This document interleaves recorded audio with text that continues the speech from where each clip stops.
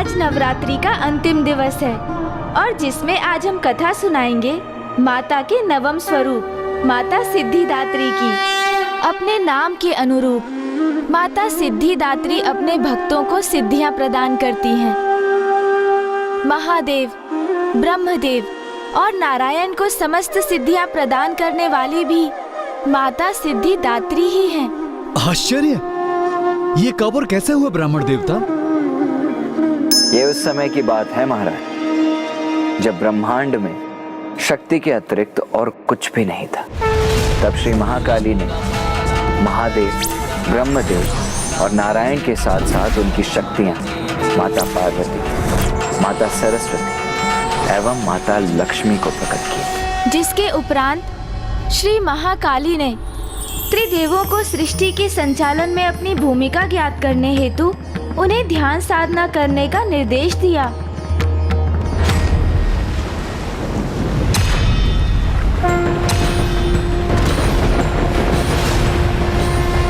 सर्वे भवन्तु सुखिनः, सर्वे सन्तु निरामया, सर्वे भद्राणि पश्यन्तु मा कश्चित् दुःखभाग् भवेत्।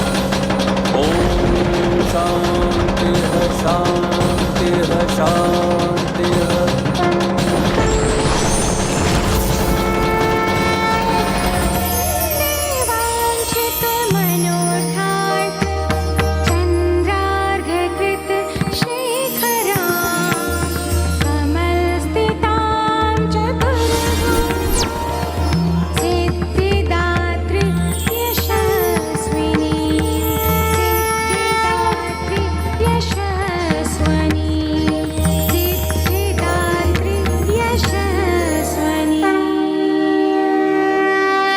प्रणाम ब्रह्मदेव, नारायण, महादेव।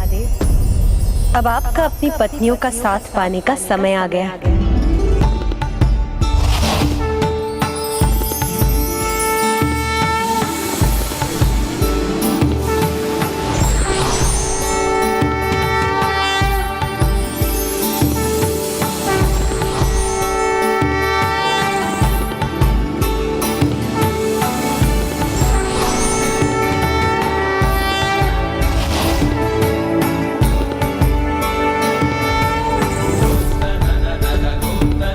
ब्रह्मदेव, आप संसार के सृजन का दायित्व संभालेंगे। नारायण, सृष्टि के पालन करने का कार्यभार आपका। महादेव, समय आने पर आप संसार के संहारक होंगे। देवी सिद्धिदात्री, आपने हमें हमारे कार्यभार तो बता दिया, किंतु इन दायित्वों को हम निभाएंगे कैसे? आपकी पत्नियों के रूप में आपकी शक्तियां तो पूर्व से ही आपके साथ थी, किंतु मैं आपको सिद्धियां प्रदान कर आपको आपके दायित्व निभाने का सामर्थ्य प्रदान करती हूँ।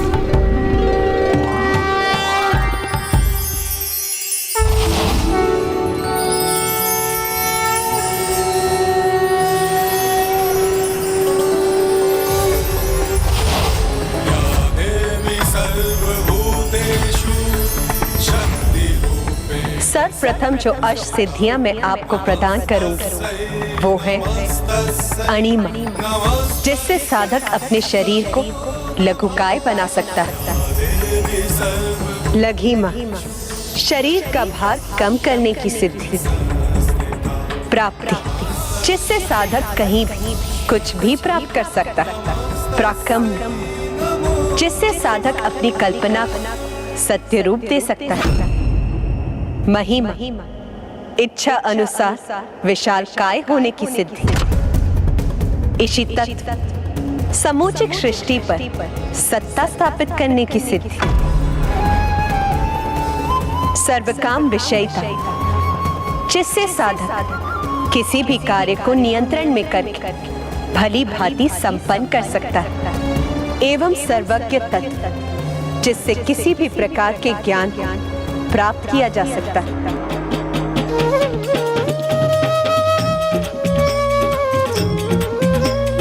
अष्ट सिद्धि नौ निधि की दात्री, हेमा सिद्धि दात्री, मन वांछित फल प्राप्त करे जो जो ध्याते दिवस और रात्रि है माँ, ध्याते दिवस और रात्रि हो माँ, ध्याते दिवस और रात्रि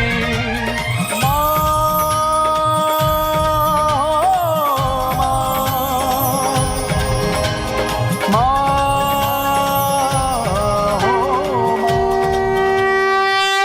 अष्ट सिद्धियों के अतिरिक्त माता सिद्धिदात्री ने त्रिदेवों को अन्य 10 सिद्धियां भी प्रदान करी, जिन्हें प्राप्त करने से व्यक्ति के भीतर प्रकृति के समस्त गुण समाहित हो जाते हैं। माता सिद्धिदात्री ही समस्त सिद्धियों की जन्मदात्री हैं। उनकी ही शक्ति से त्रिदेव अपने समस्त दायित्व निभाने में सक्षम है, इसीलिए वो उनकी आराध्य है। संसार में माता सिद्धिदात्री का प्रादुर्भाव इसी सत्य को उजागर करने के लिए हुआ है कि संसार में स्त्री शक्ति ही सर्वोच्च है। महादेव की प्रकृति में स्थिरता है, किंतु माता की प्रकृति में गतिशीलता। इसीलिए हमारे किसी भी कर्म के पीछे जो ऊर्जा होती है वो हमें माता सिद्धिदात्री से ही प्राप्त होती है। और सिद्ध पुरुषों के साथ उनकी सिद्धियों का रहना उनके आचरण पर ही निर्भर करता है। और किसी भी परिवार में जीवन दात्री और बल प्रदान करने वाली तो स्त्री ही होती है। यदि हम उस बल का उपयोग सत्कर्म एवं परिवार की भलाई के लिए करें तो परिवार के हर्ष, आनंद और बल सभी में सदैव वृद्धि होती रहती है।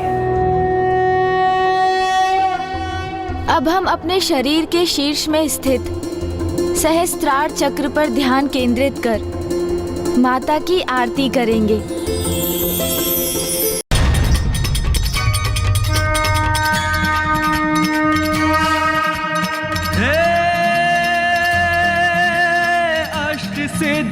निधि की दात्री हे माँ सिद्धिदात्री, मन वांछित फल प्राप्त करे जो ध्याते दिवस और रात्रि है माँ, ध्याते दिवस और रात्रि है माँ, ध्याते दिवस और रात्रि।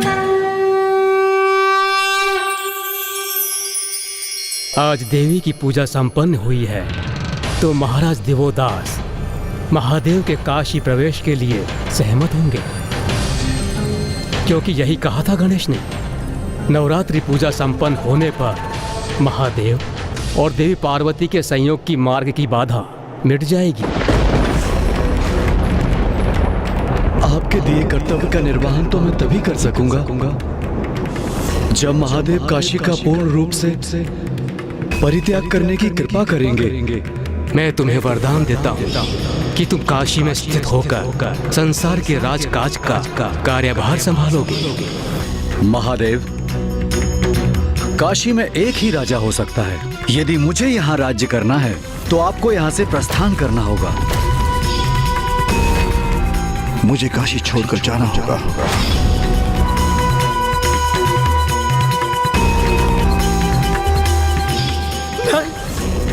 मैं तुम्हें काशी छोड़कर जाना होगा कि तुम काशी में स्थित होकर संसार के राजकाज का कार्यभार संभालोगे। महादेव, काशी में एक ही राजा हो सकता है। मुझे काशी यदि मुझे यहाँ राज्य करना है तो आपको यहाँ से प्रस्थान करना होगा। नहीं, नहीं, नहीं, नहीं, नहीं।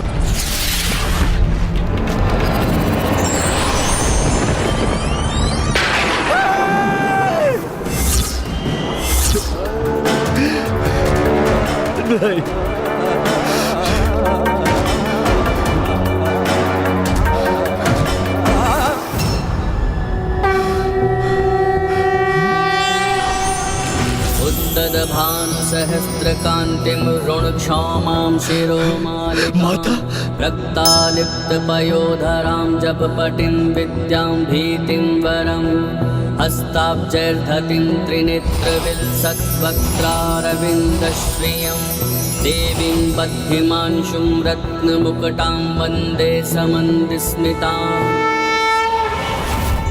उमा, मेरा काशी त्यागने का समय आ गया है, किंतु आपको तो यहीं रहना होगा। क्योंकि आपको अपने निवास पर दृष्टि भी तो रखनी है। किंतु स्वामी, स्वामी रुक जाइए स्वामी। माता, मैंने आपको महादेव से दूर रहने पर विवश किया और फिर भी आप मुझे अपने सभी स्वरूपों में दिव्य दर्शन प्रदान कर मुझे अपना आशीष प्रदान किया। मैं आपका दोषी हूँ माता। ये मैंने क्या किया माता? माता!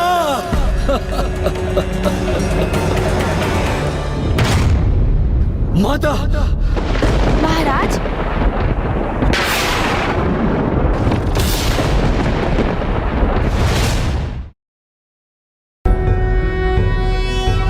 योगीश्वरो महासेनः कार्तिकेयो अग्निनन्दनः स्कन्दः कुमारः सेनानिः स्वामी शंकर संभव। प्रथम पूज्य गणेश जी, कुमार कार्तिकेय, हम धन्य हो गए। हम धन्य हो गए धन्य हो गए हम।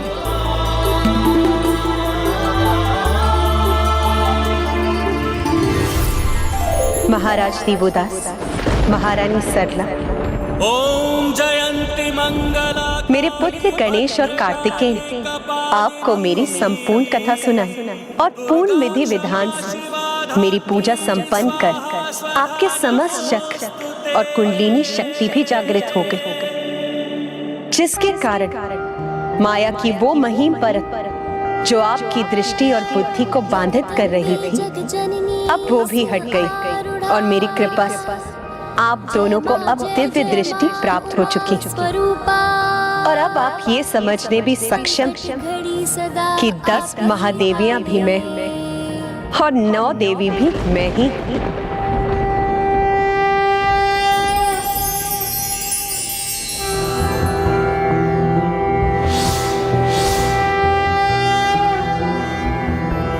प्रथमं शैलपुत्री च द्वितीयं ब्रह्मचारिणी तृतीयं चन्द्रघण्टेति कूष्माण्डेति चतुर्थकं पंचमं स्कन्दमातेति षष्ठं कात्यायनीति च सप्तमं कालरात्रीति महागौरीति चाष्टमं नवमं सिद्धिदात्री च नवदुर्गाः प्रकीर्तिताः।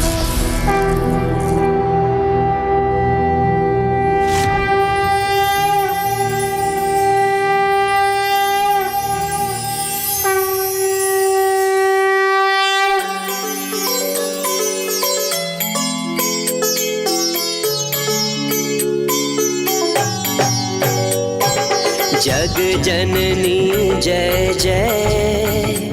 आप दोनों मेरे पूर्ण दिव्य दर्शन और मेरे प्रत्येक स्वरूप में मेरा आशीष भी प्राप्त हुआ। तारिणी भयहारिणी भवतारिणी भवभामिनी जय जय। माँ जग जननी जय जय। प्रभु, आपने हमसे पूर्ण विधि विधान से नवरात्रि पूजन करा के हमें कृतार्थ कर दिया। प्रभु, कृतार्थ कर दिया।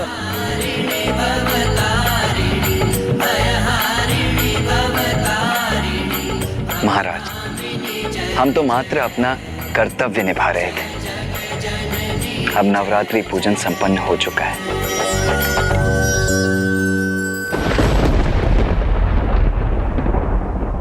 प्रभु, मैं बहुत बड़ी भूल कर बैठा हूं प्रभु, बहुत बड़ी भूल। आज मुझे आभास हुआ कि महादेव को काशी से प्रस्थान करने पर विवश कर मैंने कितनी बड़ी भूल की है, कितनी बड़ी। भूल तो सुधारी भी जा सकती है महाराज। किंतु कैसे गणेश जी? जब तक मैं यहाँ काशी में हूँ, महादेव यहाँ वापस नहीं आ सकते। और काशी का राजा होने के कारण मैं काशी से कहीं नहीं जा सकता।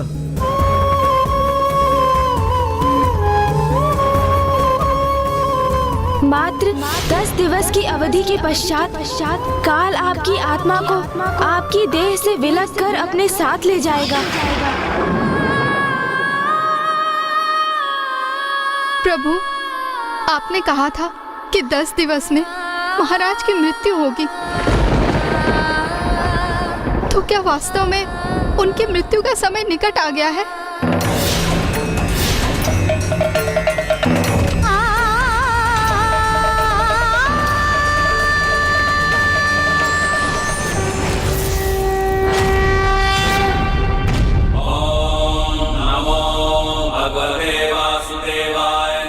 नारायण प्रभु, मेरे आराध्य।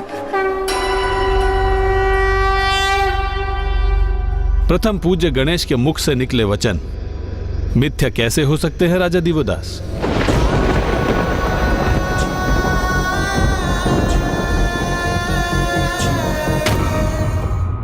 ये सत्य है कि आप जैसे धर्मात्मा को मृत्यु स्पर्श भी नहीं कर सकती, किंतु ये भी सत्य है कि महादेव के काशी लौटने हेतु अब आपको मोक्ष की प्राप्ति होगी और उसके लिए आपको अपने प्राण से वंचित होने अथवा देह को भी त्यागने की आवश्यकता नहीं है। आपने देवी का पूजन किया है महाराज दिवोदास, और काशी तो मेरे महादेव का स्थान है, इसलिए काशी मुझे भी प्रिय है। इसलिए मैं काशी में एक सरोवर की रचना करूंगा जहां पे आप एक शिवलिंग की स्थापना करेंगे, जिससे आप महादेव को उनकी काशी से बाहर और उनकी शक्ति से दूर करने के पाप से दोष मुक्त होंगे। उसके पश्चात मैं आपको और महारानी सरला को सशरीर वैकुंठ लेके जाऊंगा।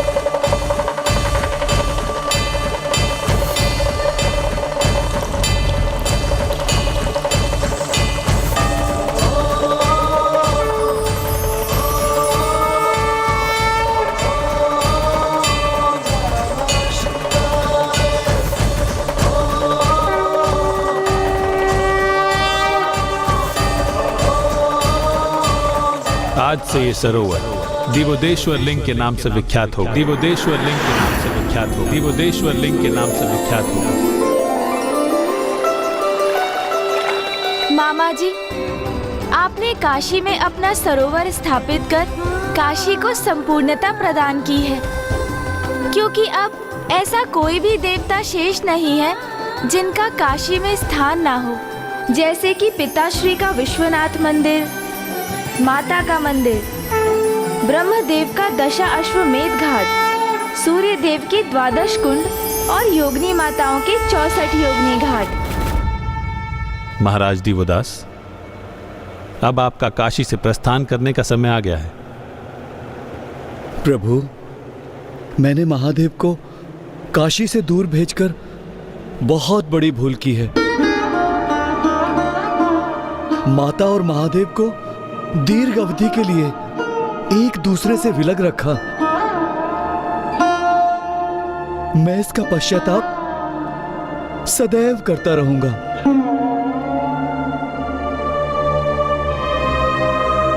हमें क्षमा कर दीजिए माता, क्षमा कर दीजिए।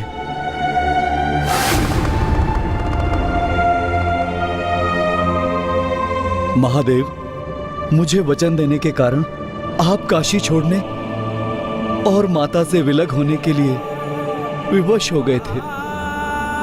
मुझे क्षमा कर दीजिए, मुझे क्षमा कर दीजिए महादेव, मुझे क्षमा कर दीजिए।